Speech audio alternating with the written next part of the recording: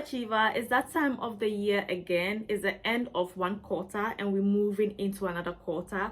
So I want us to do things a bit differently today. I'm going to be doing my quarterly goal planning with you, and hopefully that would also help you in your own journey to plan your goals for the quarter.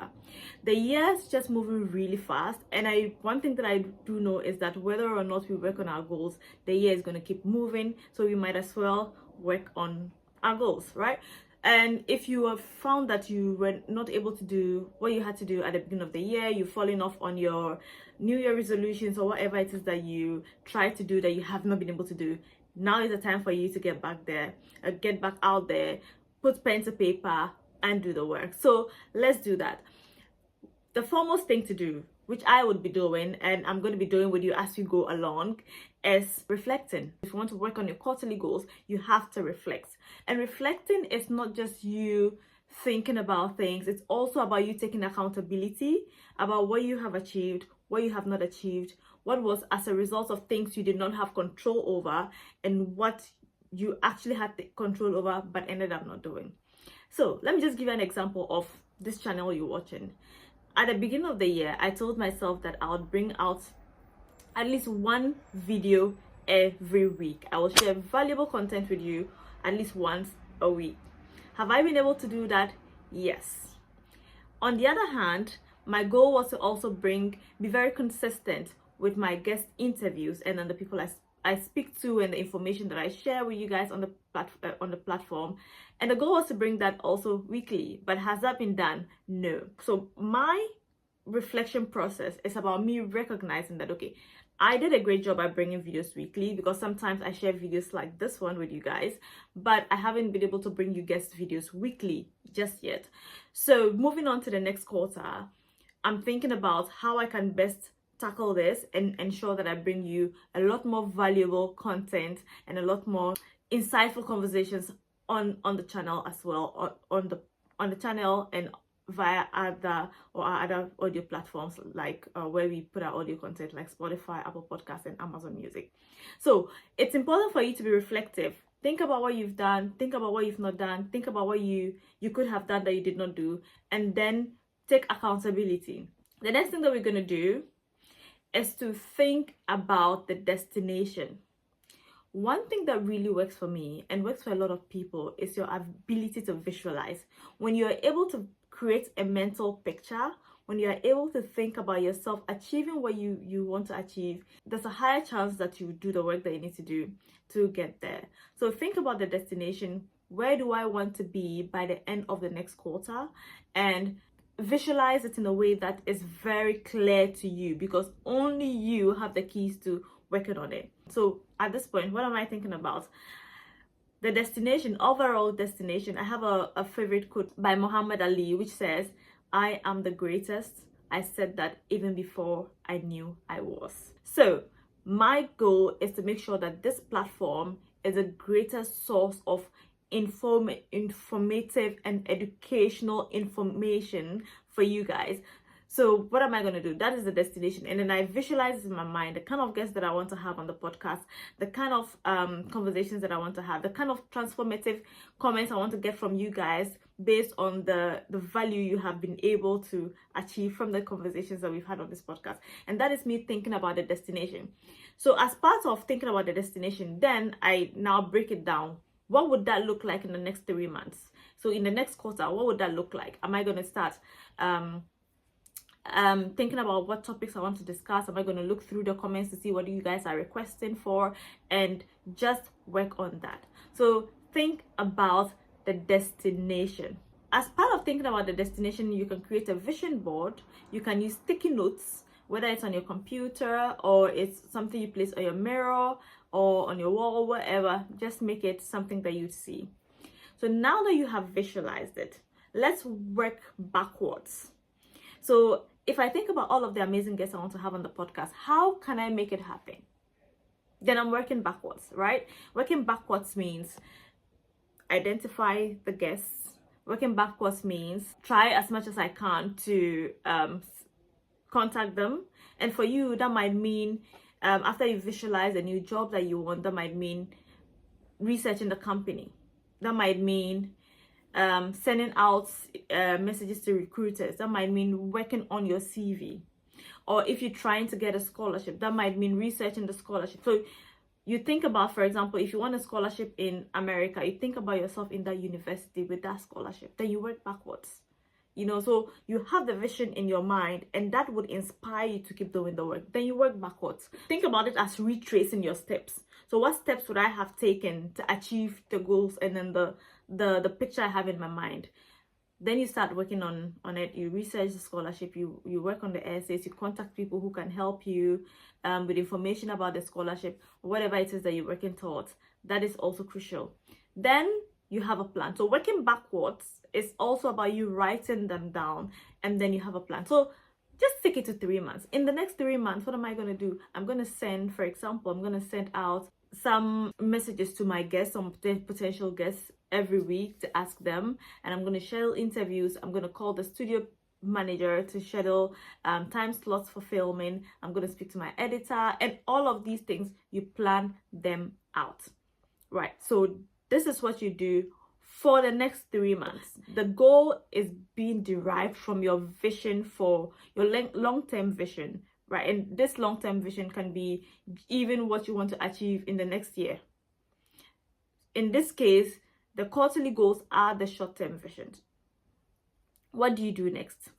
The next thing is to make it easy. And making something easy means that you need to create a system. You need to create a system that you are used to. You need to create a system that is effortless for you. At the beginning, it's definitely not going to be effortless. I'm not going to lie to you. It's going to require a lot of strength. It's going to require a lot of willpower. It's going to require a lot of positive self-talk, and also pep talking to yourself and encouraging yourself. But you need to create a system.